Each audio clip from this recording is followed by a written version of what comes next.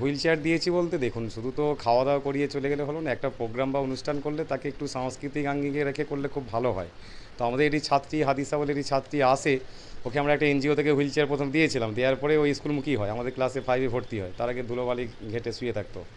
তো সেই চেয়ারটি খারাপ হয়ে গেছে, মেয়েটি এত ভালো অ্যাটেন্ডেন্স, মানে প্রত্যেক স্কুলে আসে, কামাই করে না, যেদিন স্কুল না আসতে পারে কান্নাকাটি করে। তো সেই চেয়ারটি ভেঙে যাওয়ার কারণে ওই স্কুল আসতে পারছে না। তো যেহেতু আমার ছেলের জন্মদিন উপলক্ষে আমরা একটা আয়োজন করেছি, তো আমি ভাবলাম যে আমার ছেলের জন্মদিন উপলক্ষে ওকে একটা হুইল চেয়ার গিফট করি। তো আমার শ্বশুরমশাই, উনি গেজেটের অফিসার ছিলেন, নবান্নে এই রাইসে সার্ভিস করতেন, পিএস ছিলেন মন্ত্রী। তো রিটায়ার হয়ে গেছেন, শাশুড়ি মাও চাকরি করতেন, উনি রিটায়ার হয়ে গিয়ে মারা গেছেন।